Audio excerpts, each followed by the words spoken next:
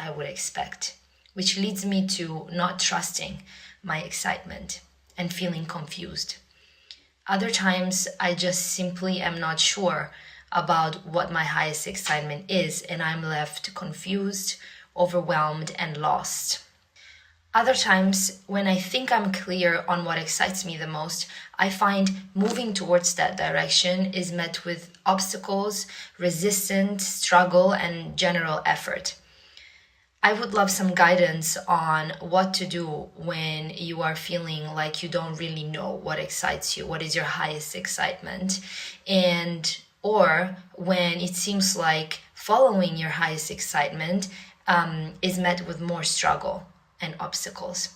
Thank you so much. Well, first of all, again, we remind you that acting on your excitement does not have to be acting on huge things like big projects or careers. Everyday things, all you have to do is simply pick the one that has a little bit more attractiveness, curiosity, excitement, or passion connected to it. It can be as simple as taking a walk or reading a book. Just decide what seems more attractive at that moment and keep choosing things that have more attraction than any other ordinary daily thing. And it will build and it will grow. But it also sounds like you're confusing the idea that there is red light and green light synchronicity, because sometimes even things that do represent your excitement, synchronicity is telling you this isn't the time to act on it, and so it will present an inability to do so. But the other obstacles that may come up may simply be the idea of how it is you're willing to face challenges. Because remember, the reflective mirror in the formula is one of the things that brings to your attention any belief systems you may be holding on to that are out of alignment with your excitement, but you have to face them. You can't just assume that following your passion means you will never have to look at the ideas that are out of alignment with your passion in your belief system. That's the exact thing you're supposed to be doing, is revealing all the beliefs within you that are negative, fear-based, or out of alignment, and dealing with them and finding out why you're holding on to them.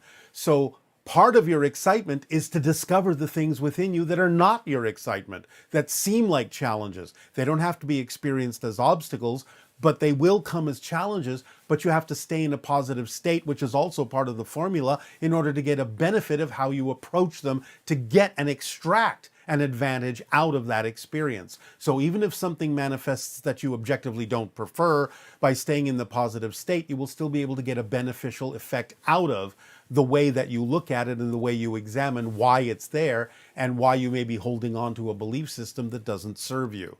So you have to let go of all of these definitions of what you expect to happen, what you think is supposed to happen, and just deal with what's happening in the moment from a positive vibrational position in life, so you can get a benefit out of all of it, and keep it simple when we think of the idea of acting on your passion, instead of assuming it has to be some grand adventure. It can be everyday things. For example, the fact that you asked this question obviously was one of the more exciting choices that you decided was, at that time, the most exciting choice for you to do. So when this conversation is over, all you have to do is look around for whatever obvious things exist for you to act on. Take a walk, read a book, talk to a friend, eat a meal, and just keep picking the ones that are a little bit more exciting than anything else, that you have more ability to act on than anything else, and just keep doing that. It will lead to other things. We understand this is a very condensed, very rapid, very simplistic answer,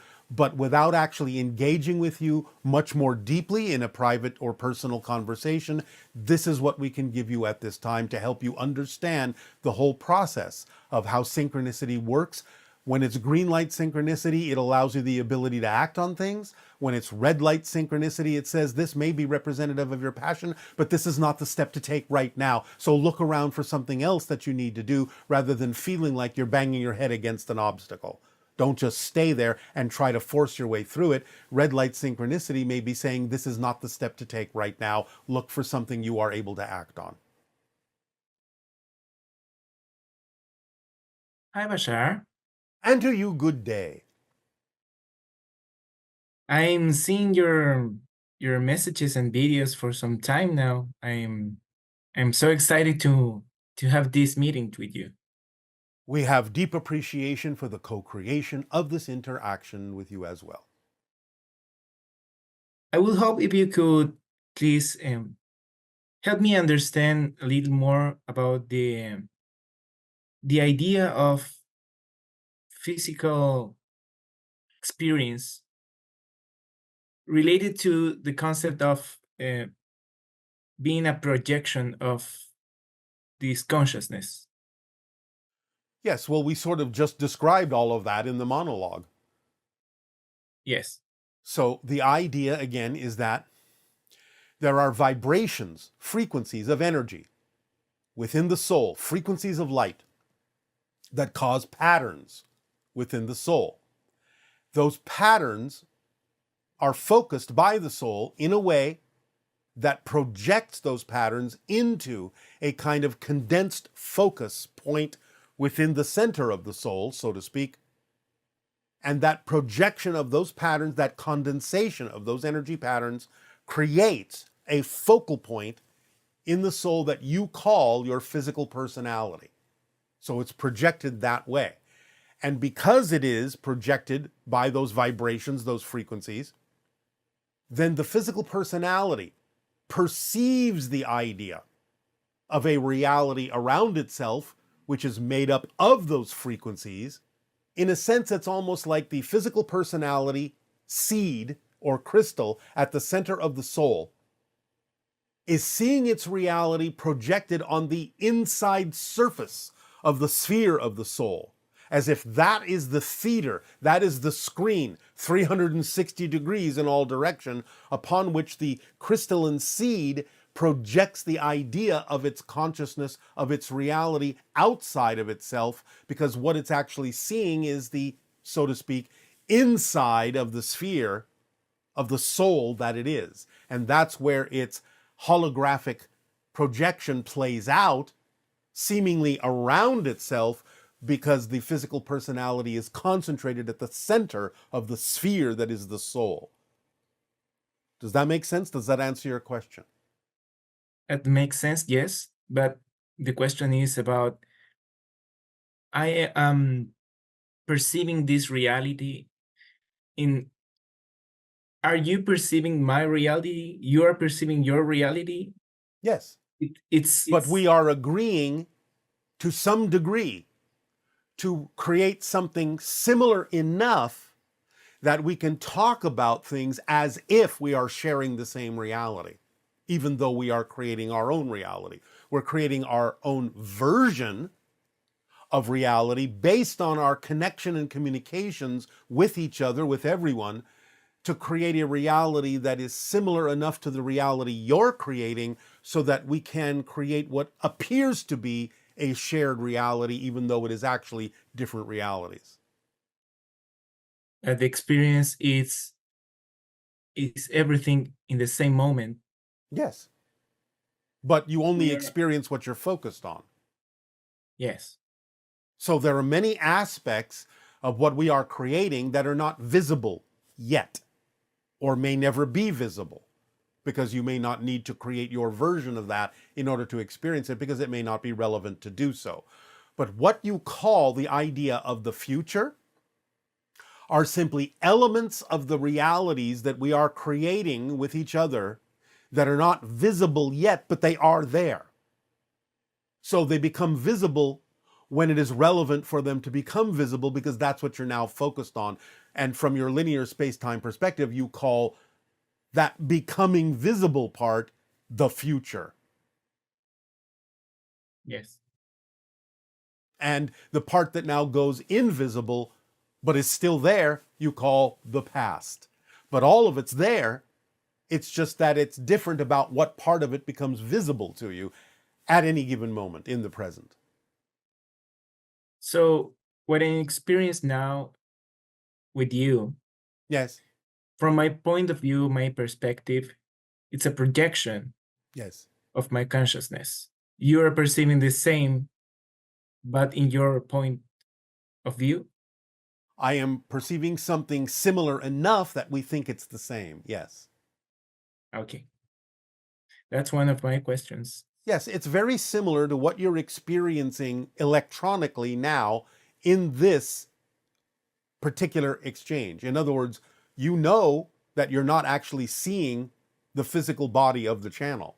You're seeing an image that has been electronically converted into images and sound that then open up on your computer so that you can see a representation of the channel. You're not actually seeing the channeled body directly, but you're interacting with it in a way that lets you know that there is such a being as the channel who is channeling a being like us, but you're not actually seeing the channel's body directly.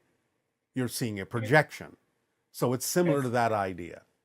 That's actually the same feeling, and like information, it's flowing through me. The same thing that I was feeling, it's what you just said. So Yes. it makes perfect sense. So thank you so much. Yes, you are so welcome. Is there a difference between an angelic or spirit guide or an extraterrestrial Well, yes. being? Yes. Although many of us have similar qualities, and so sometimes it can be challenging to tell us apart.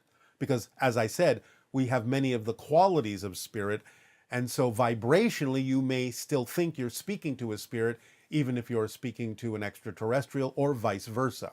You may be speaking to an extraterrestrial that you think is a spirit. You may be talking to a spirit that you think is an extraterrestrial, because sometimes it's challenging to tell us apart. Nevertheless, yes, there is a difference between the idea of an angelic being that has never been physical, a spirit guide which may have been physical in its experience, or members of your soul family that may choose to have been physical and taking turns playing different parts for you in different lives, so to speak. So spirit guides can also be someone who has been part of your soul family or doesn't have to be. It can be someone who, in a sense, is being trained as a spirit guide, and based on their level of skill and their particular choices of what they would like to do, they may be, so to speak, assigned to different people to help them grow as a spirit guide, to learn how to communicate and help people who have chosen to have physical experiences. So yes, there are differences in the way that the beings may experience themselves in different dimensions and different realms, but ultimately they can sort of function in a similar way. Okay. Thank you so much. Yes. I don't know if now I'm allowed to ask a last question. Well, you just asked the question, so I suppose you can ask another one. It's difficult to me to imagine extraterrestrials since I was a child, and specifically the what we call here the grays.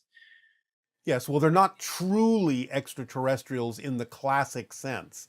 They are mutated humans from a parallel version of Earth. Yes, this idea or concept,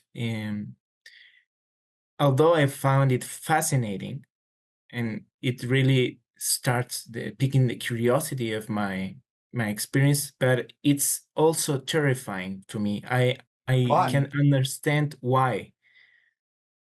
Well, probably because you've had those experiences, you've had those encounters, and as we have explained, the idea of beings that are operating on a different frequency, whether it's higher or simply representative of a different reality, can feel to your physical mind something similar to the idea of the spirit realm vibration, and to the physical mind, when it's exposed to a vibration of another dimension, another reality, or a spirit realm, may react to that frequency as if it is dying, because that's what that frequency represents to the physical mind.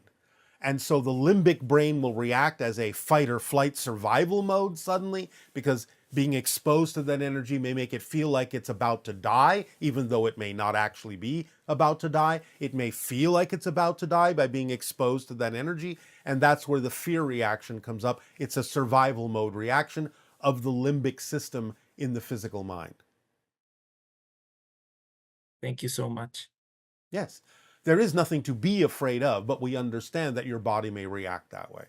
Yes, that concept also makes very, very perfect sense to me. Yes. Thank you so much. Well, thank you very much. Aveo. Infinite possibilities that you are. So, you must first of all remember that when we talk about the idea of surrender, we are not talking about the idea of invalidating who you are. Rather, just the opposite.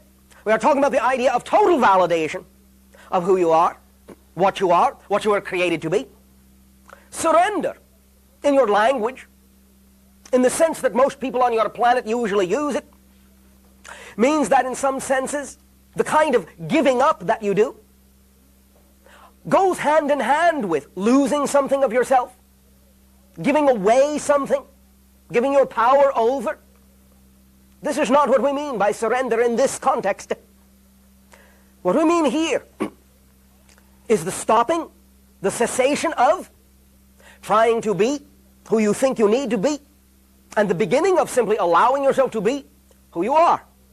To surrender the personality game, to give up the personality game that you have been taught for many years to think you are supposed to play, and in letting that go, in giving it up, in surrendering it, then actually allowing yourself to be what you were created to be, which is in the image of the infinite, which means you are created to be unlimited possibilities, and thus then when you surrender the limiting personality mask that prevents you from seeing that you are infinite beings, that you are unlimited possibilities, when you give that up, you are then allowing the universe, which is a mirror, to reflect not just the limited personality that you think you're supposed to be, but instead to reflect the unlimited possibilities you actually are, and to allow your life, as we said before, to become an infinite series of miraculous circumstances, because that's what you are, miracles of creation. And as we said, remember, you are creation itself, each and every one of you. You are creation itself. You are the act of creation. You are the event of creation itself. So to surrender to life, to surrender to creation, to surrender to the infinite, no matter by what name you wish to call it, doesn't matter. By so doing, you are surrendering to your true nature and allowing your reality to automatically show you the miracle of creation that you are. And thus then, your reality in physical, linear terms can represent the miracle that you are by a continuing series of synchronicities that always support you, benefit you, allow you to experience expanded creativity and abundance. Remember, please, that this is physics, not just a nice idea, not just pretty words. When we talk about the idea of surrendering, we are talking about one of the most profound acts of love, self-love, creation that you can do. And in so, finally, just letting go, just stopping all the trying, all the struggling, all the striving of what you think you're supposed to do in order to, quote-unquote, have what you think you're supposed to have. When you give all that up, when you finally just get so tired of trying to be who you think you're supposed to be, and give up because you just get so tired of trying to push this that way, pull this way, and make things fit, and make things fall into place, and make things work. When you finally get so tired of doing all that, pushing and pulling, and you finally give it all up and let go, then the miracles happen. Then you can experience life for what it is, unlimited possibilities. So, remember that when you surrender your personality, when you let go, when you give it up, you are surrendering to life, you are surrendering to the infinite, you are surrendering to your true self. You're not losing anything, you're not giving your power away. You are, once and for all, finally allowing yourself to actually be who you are, your natural self, your true self.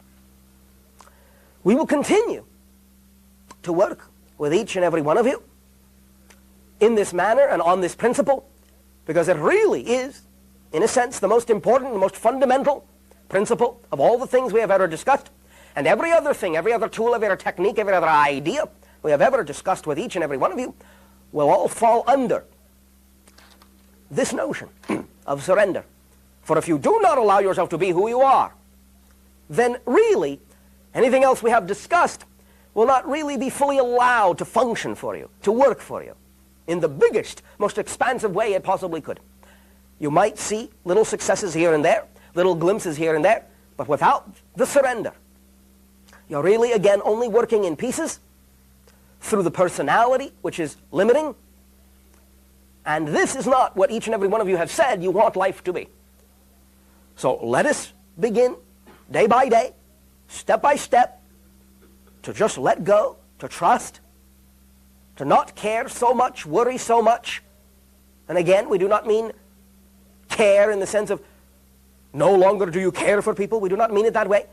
But to stop caring and worrying so much about the things you think you're supposed to do and the way you think you're supposed to do them. But just let life show you who you are, and let life show you how you can unfold in miraculous ways. We thank you once again for allowing us in this transmission to remind you of the importance and the power of surrender and letting go. And in return for the gift, once again, that you are giving to us and allowing us to experience you in this exchange, I ask in return, in what way may I now be of service to you?